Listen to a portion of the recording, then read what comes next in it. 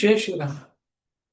गेले 133 दिवस आपण श्री ब्रह्मचैतन्य गोंदवलेकर महाराज यांच्या प्रवचनाच्या पुस्तकाचे वाचन करतोय आणि आजचा हा 134वा दिवस. गोंदवले सातारा महाराष्ट्रातील एक थोर संत ज्यांनी आयुष्यभर श्रीरामाच्या नावाचा जप केला आणि श्रीरामाच्या जीवनाची माहिती लोकांना साध्या सोप्या भाषेत सांगितली. या 365 दिवसांच्या प्रवचन पुस्तकात त्यांनी खरे संत कोण, संत कसे ओळखावे, खऱ्या संतांकडे गेल्यावर ते काय करावं आणि काय करू नये हेच सांगितलेले. प्रत्येक दिवसासाठी एक असं पूर्ण वर्षभरातील पदासाठी असणारं हे पुस्तक म्हणजे प्रवचन रूपी पुस्तक. त्याचं प्रत्येक पान वाचायला साधारण 3 ते 4 मिनिटं, स्लो असेल तर 5-6 मिनिटं लागतील. आणि वाचनाच्या अगदीच कंटाळा असेल म्हणजे फिजिकल बुक, तर तुम्ही त्यांच्या ब्रह्मचैतन्य गोंदवलेकर महाराज यांच्या संकेतस्थळावरती म्हणजे त्यांच्या वेबसाईटवरती जाऊन देखील वाचू शकता. आणि त्याच्यापेक्षाही जास्त कंटाळा असेल, तर अशा प्रकारचे जे रेकॉर्डेड सेशन्स आहेत, हे तुम्ही ऐकू शकता. त्या सगळ्यांचा तुम्हाला एकच फायदा होईल, तो म्हणजे नाम कोणी घ्यावं, कधी घ्यावं, कुठे घ्यावं, कसं घ्यावं, का घ्यावं आणि नामस्मरणाचे काय फायदे आहेत.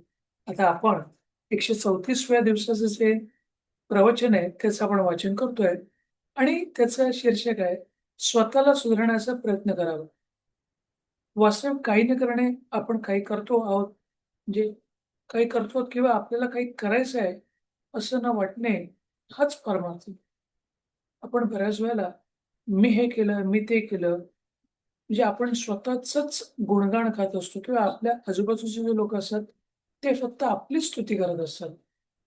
पण परमार्थामध्ये आपण काही करतच नसतो आणि आपल्याला काही आपण काही करतो असं वाटतच नाही, हाच परमार्थ आहे. देहाने, मनाने एकसारखी चळवळ करायची आपल्याला सवय लागली. देहाला स्वस्थ बसायला लावणे कठीण, मनाला स्वस्थ बसायला लावणे हे त्याहीपेक्षा कठीण. आणि देहाने कर्म करत असताना मनाला स्वस्थ बसवणे हे जर कठीण आहे, म्हणजे मनाला खरे स्वास्थ्य हवे, पण ते मिळवण्याकरता साधन म्हणजे प्रयत्न करणे जरुरी आहे. मनाचं स्वास्थ्य बिघडायला कारणे 3.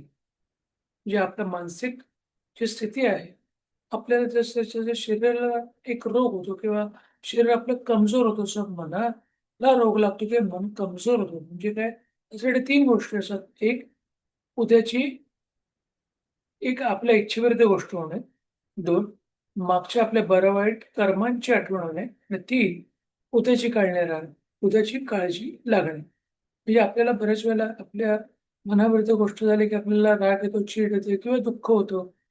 आपण बऱ्याच वेळेला वर्तमानामध्ये चांगलं काम करत असतो, प्रेझेंटमध्ये चांगलं काम करत असतो.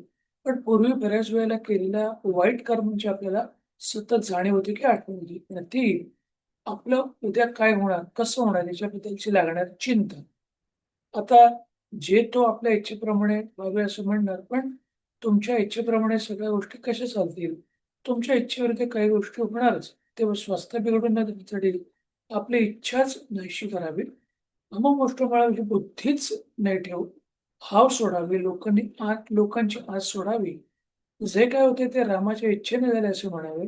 म्हणावे म्हणजे प्रत्येक गोष्ट रामाने केली म्हणणे, म्हणजेच अखंड भगवंताच्या अनुसंधानात राहणं. आपण संसार करणं, जे संसारी लोक आहेत, त्यांना संसार करणं क्रमप्राप्त आहे आणि ते करायलाच पाहिजे. पण ते करत असताना आपण भगवंताचं नामस्मरण करत असावं.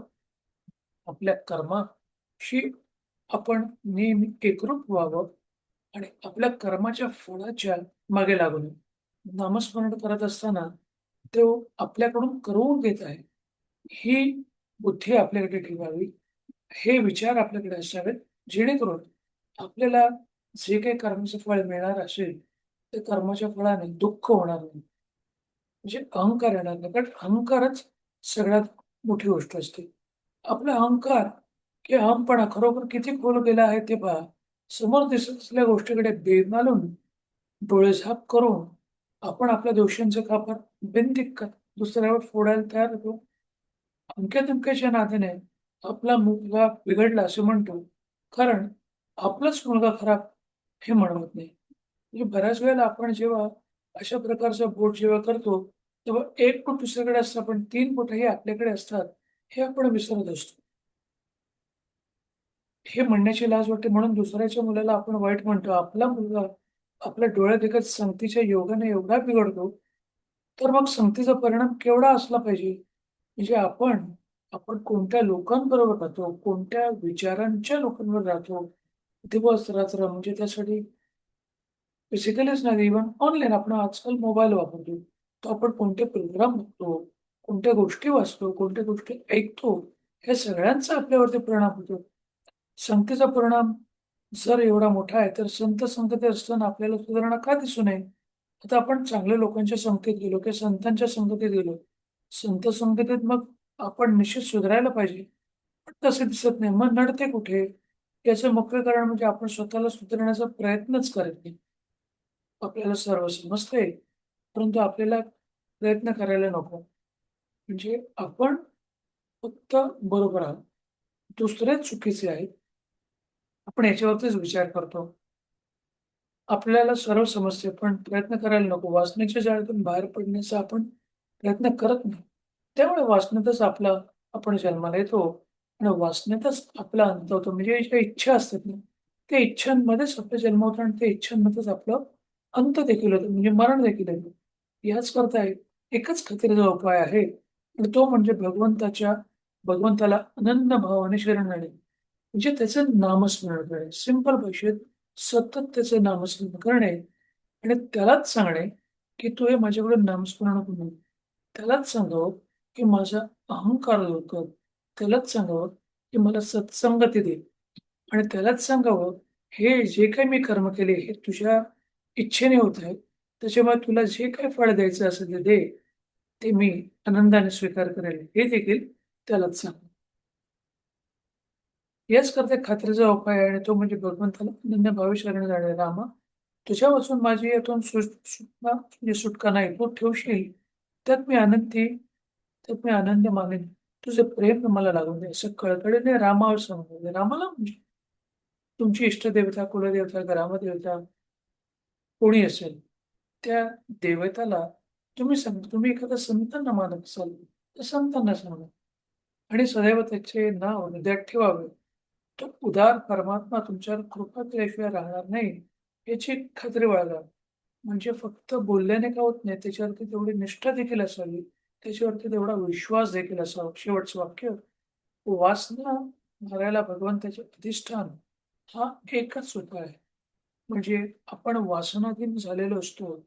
वासनेतच आपला जन्म होतो आणि वासनेतच आपलं मरण होत असतं. म्हणून ही वासना घालवण्यासाठी आपल्याला देवाचे नामस्मरण करणं गरजेचं असतं.